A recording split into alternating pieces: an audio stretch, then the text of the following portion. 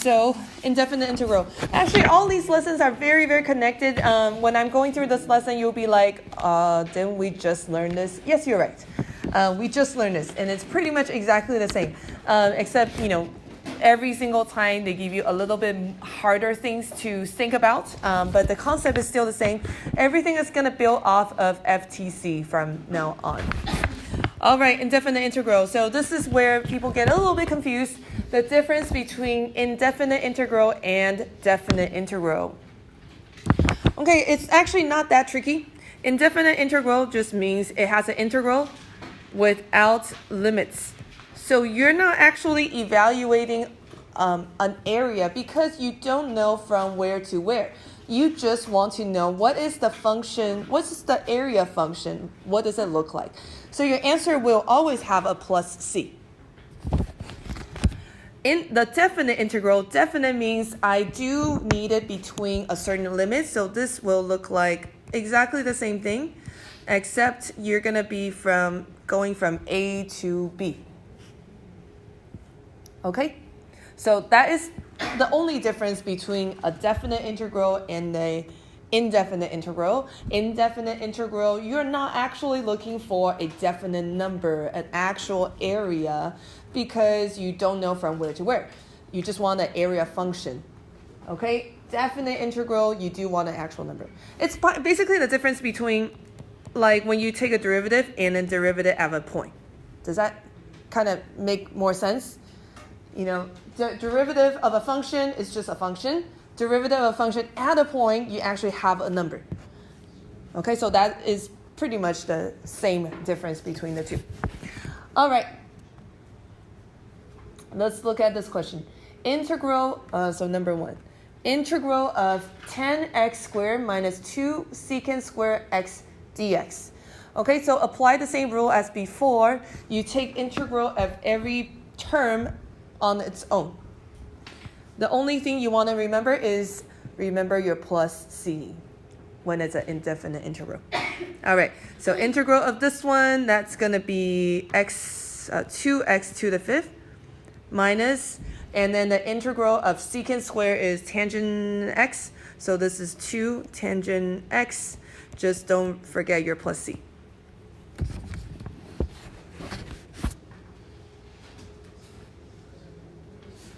Okay. All right, let's try another one. The other one's a little bit, we're going to get a little trickier with our integrals. Number 2. Integral of this one. Try it. What you want to do is pick the part that is harder to integrate, and it's probably going to be some form of that. Okay, so which part is a little bit harder than the other ones, or what it, from the looks of it? Sine squared, right? This part. So what you want to do is change this to cosine times sine, and then to a -2, so you can see it a little bit better. Sine to the -2 is actually the harder one, so that you want to integrate from that one and kind of try it and see if that is going to give you the answer. Okay, so if we go 1 degree higher than this one, what would you get? Sine to the -1.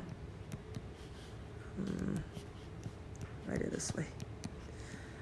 Okay, so take derivative of that, you get -1 sine to the -2, and then what? Cosine, because it's a chain rule.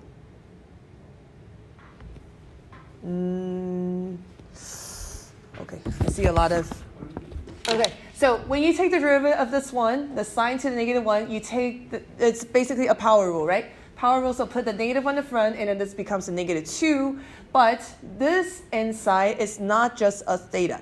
If it is anything besides a theta, you need chain rule. Okay? Like if this were theta squared, natural log theta, square root theta, anything besides just theta, you need a chain rule. So this becomes cosine theta. Yes? Okay. All right. So now it looks pretty much exactly the same, except I don't want this negative in the front, so I'm going to multiply it -1 on both sides. So this becomes negative sine theta to the -1. Is that correct? No. What's wrong? Plus C.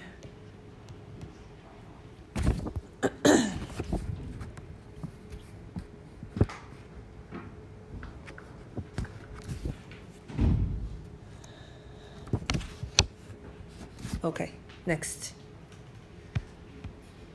All right, number 3. Now, is this definite integral or indefinite integral?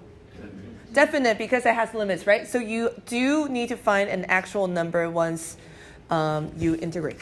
So go ahead and try this one. Okay, so let's take a look. This is going to be x to the 4th over 4 minus 3x squared, evaluated from 0 to 3. So this is 3 to the 4th over 4 minus 3 times 3 squared minus 0. Okay, so the 0 part we can just ignore. It's -27 over 4. Good. All right, one last one. Right here. Okay, let me give you the integral first. 1/2 x to the 4th minus 6x plus 3 inverse tangent x plus c. Actually, we don't need plus c. And we're going to evaluate from 0 to 2.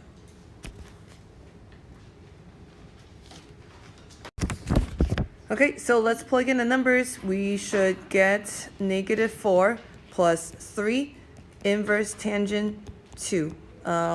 Inverse tangent 2 is really, you have to use your calculator, so you can just leave it like that. Inverse tangent 0 is just 0, so then that whole thing is 0 for when you evaluate it as 0. All right, any questions?